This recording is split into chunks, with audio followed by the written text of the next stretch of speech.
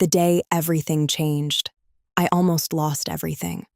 I remember staring at the locked door, my hands shaking, my heart pounding so loud I could hear it in my ears. "Open this door!" I shouted. But the only thing that answered me was silence and footsteps walking away. That was the moment I realized this wasn't a mistake. She did it on purpose. My own mother-in-law locked me in on the most important day of my life. You see, from the outside, my life looked normal. I was married, living in a decent house, surrounded by family. But what people didn't know was that I was carrying everything. Financially, emotionally, mentally, I mean everything. My husband, Neo. He was kind, soft-spoken, but weak. He had dreams, big dreams, but no direction, no consistency. And his mother? She controlled everything, every decision, every move, every word in that house. At first, I tried to be the perfect wife, respectful, quiet, understanding. I told myself, it will get better. I believed love would fix it. I believed patience would change things. But I was wrong, so wrong. I started my business quietly. No noise, no announcement. Just me, my laptop, and sleepless nights. I would stay awake till 3 a.m., working, learning, failing, and trying again. While everyone slept, I was building something they knew nothing about. Because in that house, they didn't believe in me. To them, I was just the wife, the one who should cook, clean, and obey. Nothing more. Months passed. Things started changing. Small wins at first, then bigger ones. Money started coming in, real money. But I hid it, not because I was ashamed, but because I was protecting it, protecting myself. Then slowly, I started paying for things, groceries, bills, rent, even my husband's business ideas. He never asked where the money came from. And his mother? She assumed it was her son.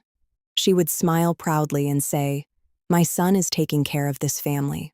I would just stand there, quiet and invisible. But deep down, it hurt. It hurt so much. To be the backbone of a house and still be treated like nothing. Then one day, everything changed. I got an email. I remember the exact moment. My hands were shaking as I opened it. It was from a major company. They had been watching my work. They wanted to partner with me.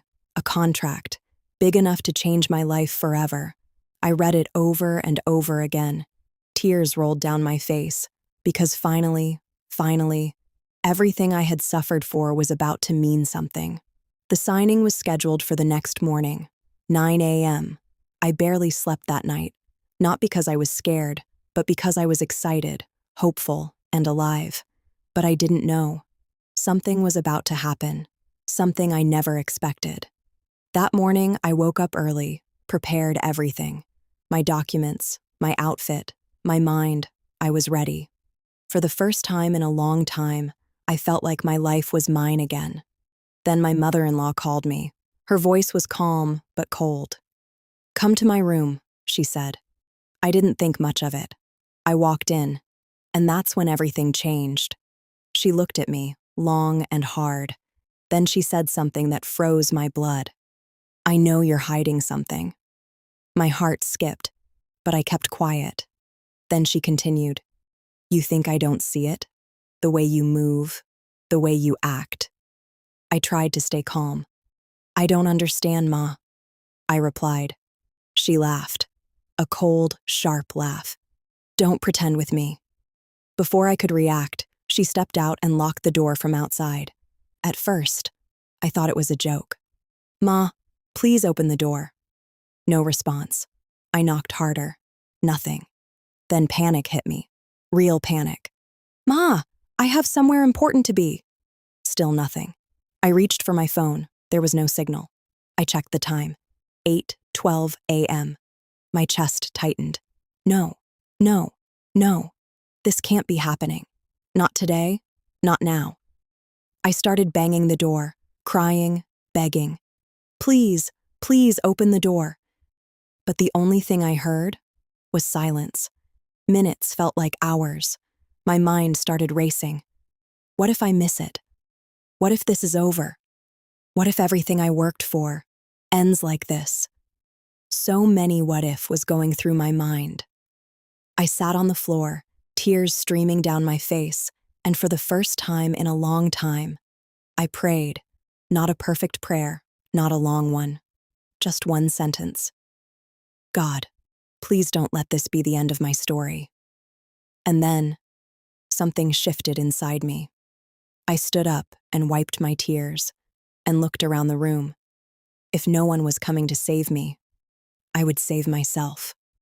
I stood there, breathing slowly, forcing myself to think. There had to be a way out. There had to be. I checked the door again. Solid. Windows? Locked. Of course, she planned this. This wasn't anger. This was control. I turned around slowly, scanning every corner of the room. A small table, a chair, a wardrobe. Nothing special, nothing helpful. Or so I thought. Then my eyes stopped. The window. Not the glass. The frame. It looked loose. Just slightly. So small. Most people wouldn't notice. But I did. Because I had nothing left to lose. I dragged the chair quietly. My hands trembling. Climbed up. Pressed against the frame. It didn't move. My heart dropped. No. Please. I pushed harder. Still nothing. I checked the time. 8:41 a.m. My chest tightened. I was running out of time, running out of hope. And then something inside me snapped. Not fear, not panic. Something stronger. Determination. I didn't come this far to end like this. I whispered it to myself. Again, and again, and again. Then I pushed harder than before. My hands hurt. My shoulders burned. And then, crack. I froze. Did I really hear that? Or was I imagining it? I pushed again. Crack. Louder this time. Hope rushed into my chest. Fast, strong, alive. The frame shifted just a little, but enough to remind me this wasn't over. I kept going, ignoring the pain, ignoring the fear, ignoring everything except one thing. Freedom. Finally. The frame gave way. Cool air rushed in. I could breathe again. I climbed out carefully, my heart racing, dropped to the ground outside, and ran. I didn't look back. Not once. I grabbed my phone again. Signal. Finally. 8:57 a.m. My hands shook as I called the number from the email. It rang once, twice, 3 times. Then, hello? Please, this is me. I'm on my way. Please don't cancel. My voice was breaking. I didn't even care how I sounded. I just needed a chance. One chance. There was a pause, a long one, the kind that makes your heart stop. Then he said, "We've been waiting for you." I froze. What? You're not late yet. Get here. Tears filled my eyes again. But this time, they weren't from pain. They were from relief. I ran faster than I ever had in my life. Every step felt like a fight against everything that tried to hold me back. Every breath reminded me I wasn't done yet. When I got there, I looked like a mess. Hair scattered, clothes dusty, face swollen from crying. But I didn't care, because this moment was mine. I walked into that room slowly, nervously, and that's when it happened. And everyone turned to look at me. And in that moment, I realized something. They weren't looking at me with pity. They were looking at me with respect. "You made it," one of them said. I nodded, unable to speak. Then they placed the contract in front of me, the same contract I thought I had lost forever. My hands trembled as I held the pen, because this wasn't just a signature. This was my freedom, my voice, my worth. And then, I signed it. That moment changed everything. But I didn't know. The biggest shock was still waiting for me. Days passed. Things started changing fast. Money came in. Big opportunities followed. My life was finally moving forward. But at home, nothing changed. At least not at first. My mother-in-law still walked around like she owned everything. Still gave orders. Still looked at me like I was nothing. And my husband? Still quiet. Still unaware. still living in a reality built on my silence.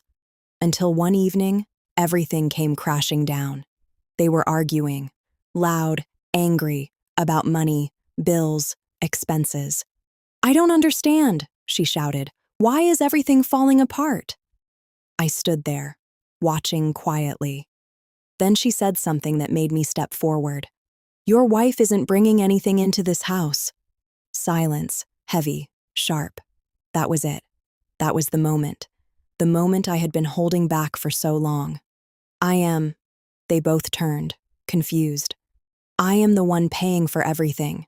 My voice was calm, but firm. They laughed at first, like it was a joke.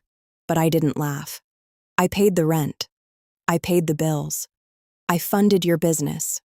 My husband's face changed. "And the life you're living." I looked straight at her. "I built it." The room went still. No movement, no sound, just shock. "What are you saying?" she whispered. So I showed them everything, the transfers, the contracts, the truth. And in that moment, everything changed. Her confidence, gone. His pride, shaken. Their reality, broken. Because the woman they thought was weak was the one holding everything together. Tears filled my eyes, but I didn't cry. Not this time. "I begged for respect," I said softly. "I stayed quiet. I endured everything." I paused, but never again. I picked up my bag, walked to the door, and this time, no one stopped me. Because now, they knew I wasn't the one who needed them. They were the ones who needed me.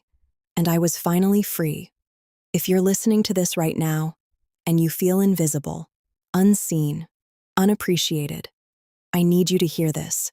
Just because people don't see your value doesn't mean it's not there. Sometimes, the strongest people are the quiet ones, building in silence, fighting battles no one knows about. Don't give up. Your moment is coming. And when it does, everything will change, just like mine did. Thank you so much for watching and supporting this page. If you enjoyed it, kindly leave a comment, like, and subscribe. Your support truly helps make more stories like this.